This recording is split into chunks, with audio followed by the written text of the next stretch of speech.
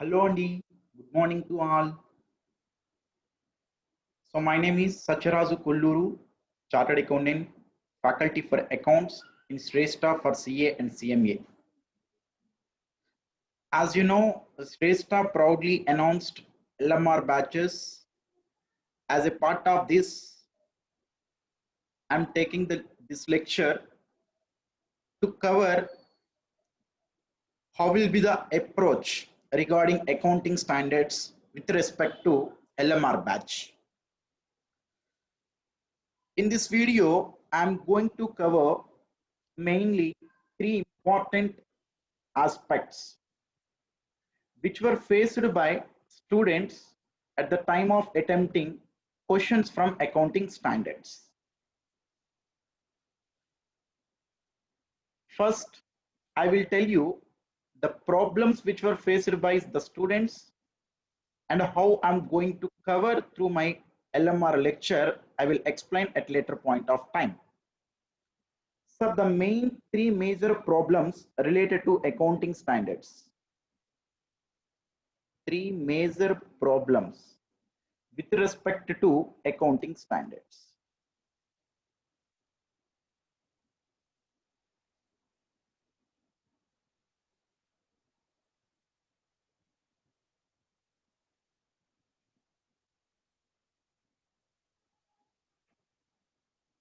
Number one,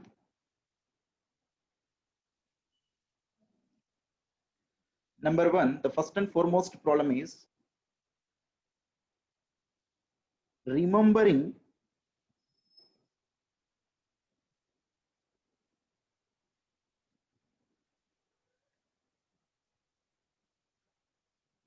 provisions. Remembering provisions for different accounting standards.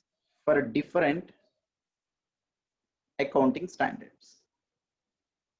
That is simply, sir, how to remember provisions for different accounting standards. That is simply how to remember provisions for different accounting standards is the first and foremost problem faced by the students. The next problem, how to identify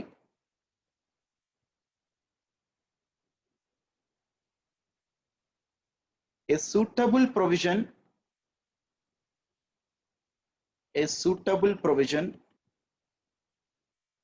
after reading practical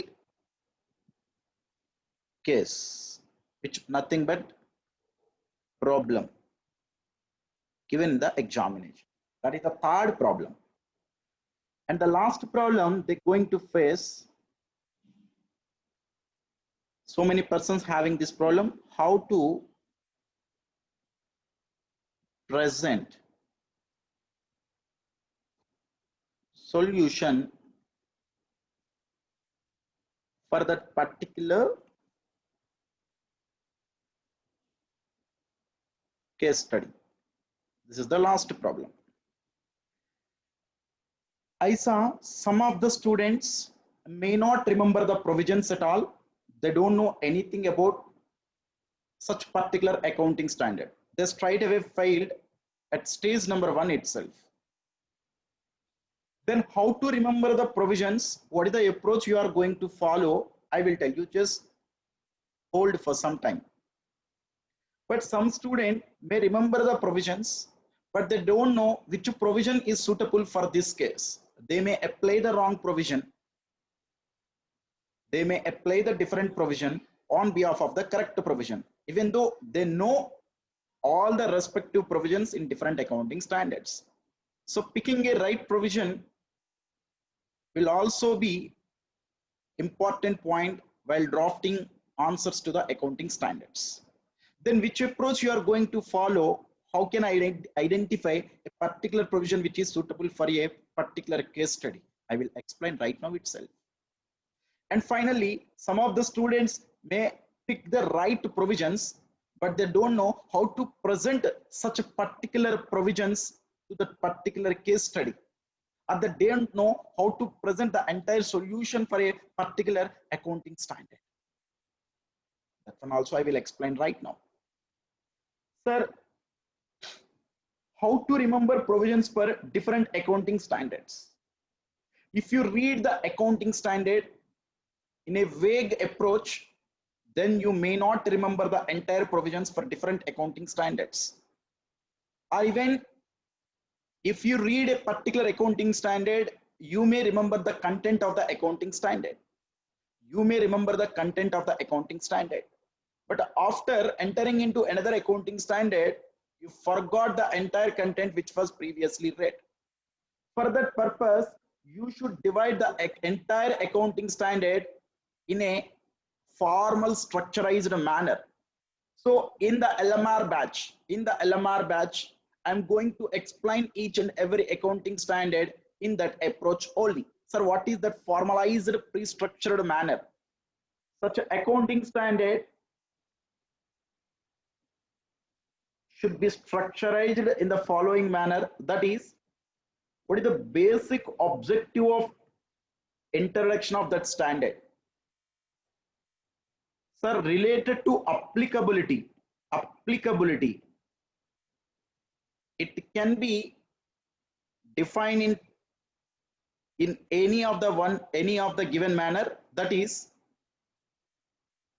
applicability you can define in the positive sense, or you can describe under the negative sense. Positive sense means applicable to the following aspects only.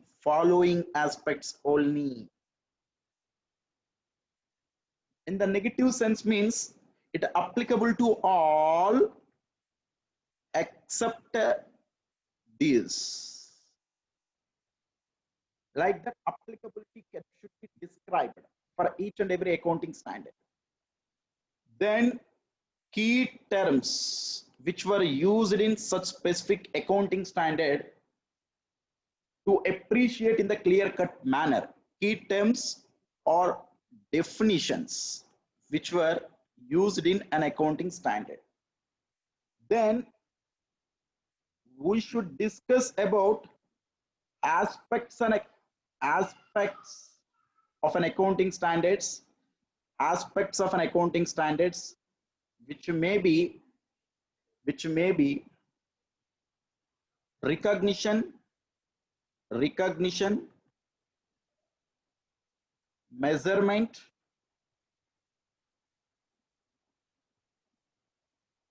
presentation,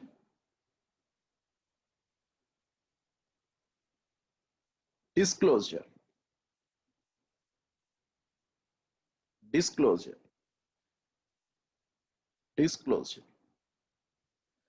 If you are able to remember the entire standard in this prefixed format, then the entire content were automatically stored in your mind. And one more thing, at the time of remembering the contents of the provisions of accounting standard, you should not by heart the provisions. Why I'm telling this point? If you are by heart the provisions of accounting standard, you might remember such provisions, but you are unable to apply a suitable provision at the time of providing answer to a practical question. Then how to remember, sir? By following this prefixed structure along with conceptual learning.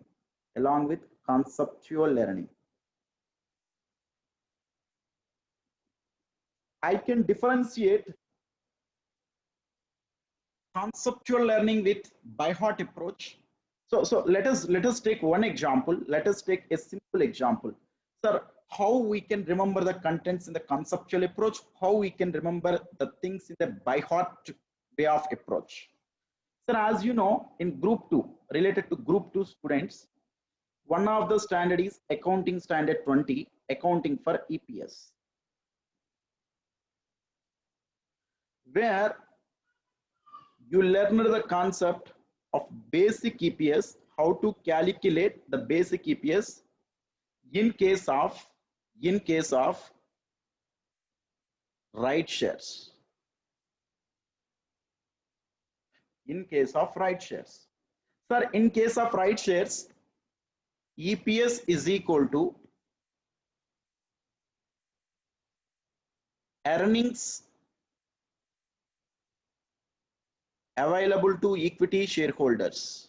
Earnings available to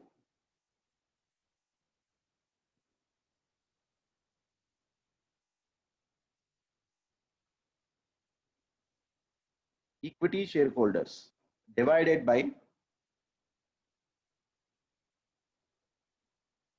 number of equity shares outstanding at the beginning multiplied with bonus element. Number of equity shares outstanding at the beginning into bonus element. Number of days up to issue of right shares plus number of equity shares outstanding after rights issue into number of days after issue of right shares.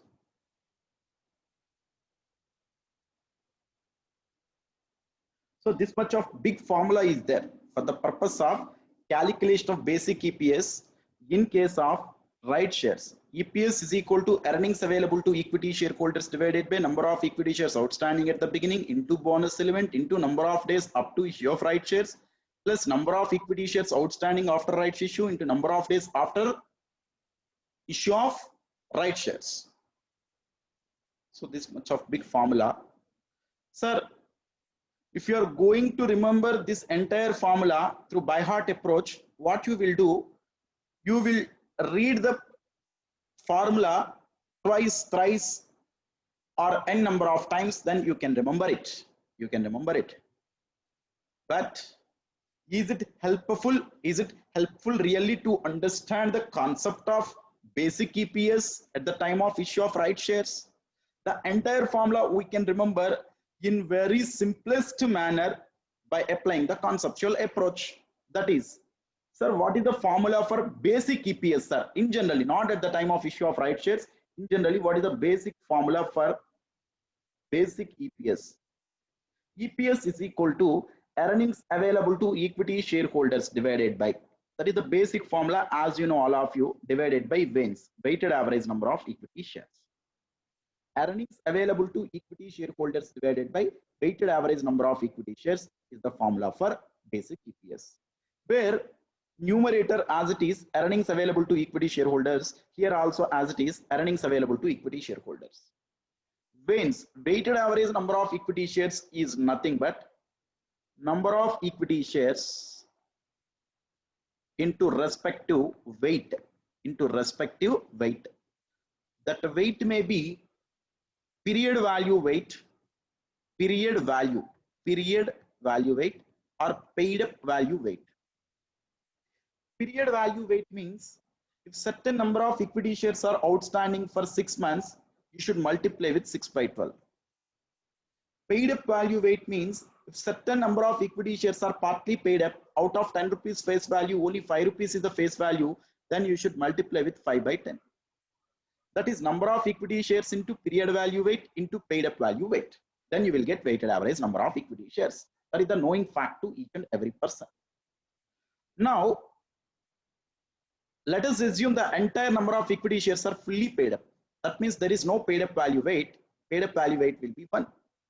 Now coming to period value weight, at the time of issue of equity shares, up to issue of equity shares, existing equity shares are there. After issue of equity shares, existing equity shares plus right shares will occur. So let us assume 10,000 equity shares are there. Right shares, for every 2 shares, 1 right share will be issued. The number of right shares are 5,000. So 10,000 plus 5,000 after issue of right shares, that is 15,000. Now tell me friends, all of you, number of equity shares outstanding at the beginning, which were 10,000. So for the time being, let us ignore the bonus element. Let us ignore the bonus element into number of days up to issue of right shares. So number of days up to issue of right shares, for example, 6 months. Number of days, or it might be number of months, or it might be number of years, whatever the case may be. That is 6 months divided by 12, which is the period value weight. Number of days up to issue of right shares divided by 365 or divided by 12 months, which is nothing but period value weight, plus number of equity shares outstanding after rights issue 10,000 plus 5,000 15,000 into number of days after rights shares another 6 months. That means there is no difference between basic EPS calculation and EPS calculated in case of issue of right shares, except the item bonus element. Now, can you please tell me, friends, the difference between by hearting the formula and understanding the formula? The remembering power itself is completely different. Next, sir, what is this bonus element, sir? This bonus element is there. You multiplied in the first part. You are not multiplied in the second part. First, I will explain one thing, friends. Sir, in case of bonus shares, I'm not talking about right shares. In case of bonus shares, at the time of calculation of EPS, period, the effective date we are going to calculate from the first day of the previous year. The effective date of the bonus shares at the time of calculation of EPS, the first day of the previous year. That means we are assuming such bonus shares are exist throughout the last year, and such bonus shares are exist for the throughout the current period. Now that means bonus shares are existing throughout the current period means you are issuing the right shares. In generally, right shares are issued at less than fair market value. That means these are issued at concessional price. That means some bonus element is included in right shares. That means some bonus element itself is included in the right shares. For such bonus element, we should assume for such bonus shares, for the entire accounting period, existence was confirmed. We should assume for the entire bonus element which was included in the right shares, for the entire accounting period is there. So how you are calculating the effective date for the bonus shares for the throughout the previous period and throughout the current accounting period, and bonus shares included in the right shares are also exist for throughout the accounting period. That means if you should multiply such a bonus element, which is nothing but bonus factor, like 1 plus something, it will occur like 1.01, like 1.05, like that it will occur, then automatically you are including certain part of the bonus element which was 0.05. So the existence of bonus shares confirmed from the first day of the current accounting period. And sir, why you are not multiplying such bonus element in the second factor, sir? Here already bonus element was included. Sir, why already bonus element was included, sir? For example, if 2 lakh existing equity shares are there, you are issuing 80,000 as right shares. Let us assume existing equity shares are 2 lakhs. You are issuing 80,000 equity shares as right shares. Now, out of such 80,000 equity shares, 60,000 shares are original shares, 20,000 shares are bonus shares. In generally, we are knowing the concessional price. The concessional price itself is the bonus element. I'm converting that bonus element into a number of equity shares. Let us assume out of 80,000, 60,000 are the original shares, 20,000 are the bonus shares. Now, such 20,000 shares are already included under the right shares. Now, after issue of right shares, the total number of equity shares will be 2,80,000. That means number of equity shares after rights issue already inclusive of the bonus shares. That's why you need not multiply once again the second factor. But here in the opening, only number of equity shares outstanding at the beginning, only 2 lakhs are there, where till now you are not included the bonus shares of to the extent of 20,000. That's why you should include such bonus shares by multiplying the bonus element. That's why you multiplied the bonus element here. So this is the difference between conceptual approach and the by-hearting approach. So like that, I will explain the things or the provisions, the conceptual approach. So student felt, which is the very difficult part in accounting standard 20, I will explain all the things in the simple conceptual approach. Now, if you know the basic formula, automatically you know the calculation of EPS in case of bonus element included under the right shares. Okay. How the approach I'm going to follow in the LMR batches related to remembering part, I explained. Hope you understand. Now let me quickly finish out the remaining 2 problems. How to identify a suitable provision after reading the practical case. Sir, I'm telling you here one mantra. At the time of reading the practical case, you should not stay in the case.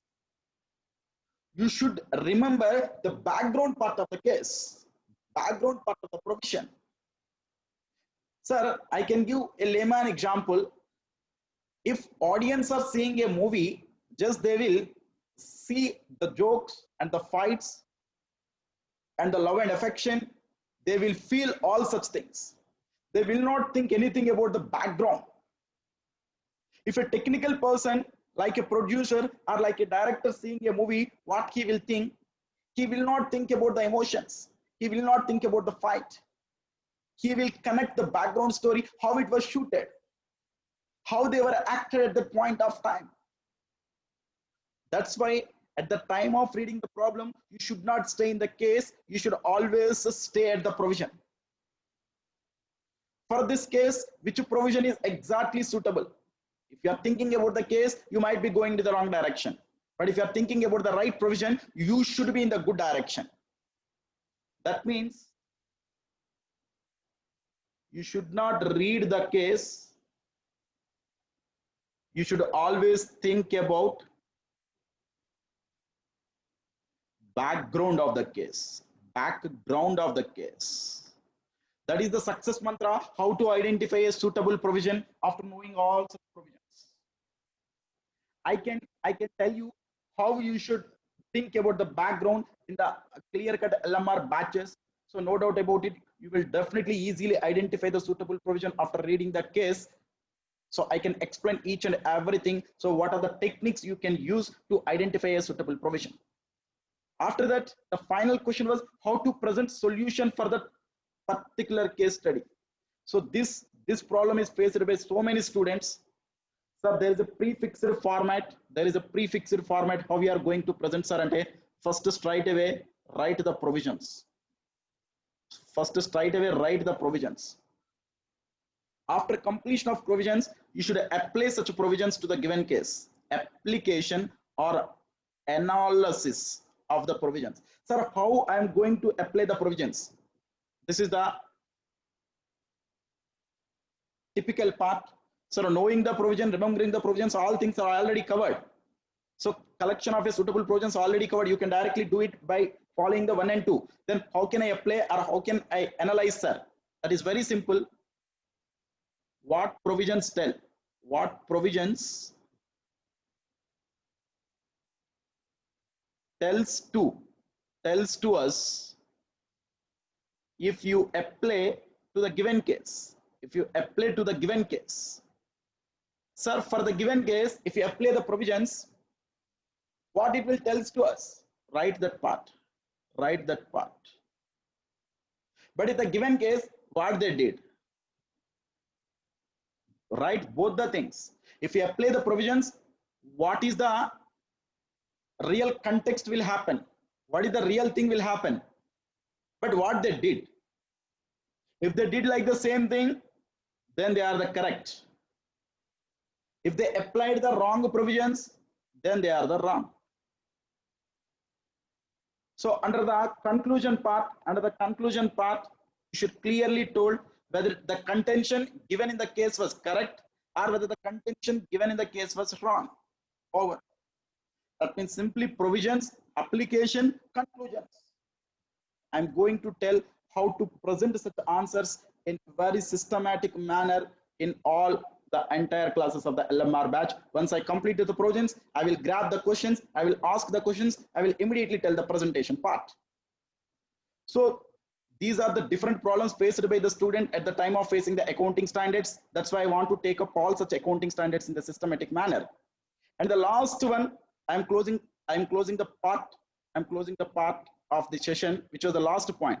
Sir, how we are going to deal these accounting standard sessions, sir? Sir, I already announced the LMR batches with respect to accounting standards divided into two parts, group 2 and group 1. Group 2 and group 1 of CA Inter. Sir, group 2 part, 8 to 10 one session I will take, 10:30 to 12:30 I will take one more session. Here 2 hours, here 2 hours. In between half an hour is the break. Total 4 hours. I'm going to cover 4 accounting standards, 4 different accounting standards. Multiplied with 3 days. Automatically, I'm going to cover 12 accounting standards. Related to group 1, also I followed the same timings. 8 to 10 and 10:30 to 12:30. 10:30 to 12:30. But I'm going to cover only 2 days. 2 days into 4 hours, which equal to 8 hours. I can take 1 hour as a buffer hour, which was 9 hours, approximately for 9 accounting standards. Sir, the entire thing I'm going to discuss in the conceptual approach only. I'm having a prefixed diagrammatic representations. If you see accounting standard 5, don't read all the content, don't read all the sentences. You are unable to remember, you are unable to do anything in the examination. That's why a prefixed formats, a prefixed diagrammatic representations which were developed by me.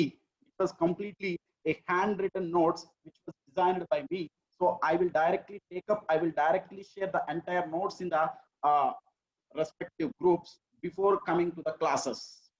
Okay, so this is the approach we are going to follow while teaching the accounting standards with respect to LMR batch. Sir, still if you have any doubt regarding this, please all of you contact the Shrestha in the respective group, and the classes are going to start by 23rd, which will be Wednesday. From Wednesday onwards, classes are going to start. That's why this video is the main objective of this video is how I am going to take the accounting standards batch with respect to the LMR. So hope you conveyed all the contents, how we are going to take the accounting standards, and all the best. So wish you get the success in the coming November examination to all. So you may pass with flying colors, friends, and we will see in the forthcoming accounting standards batch. And all the best. Have a nice day. Bye.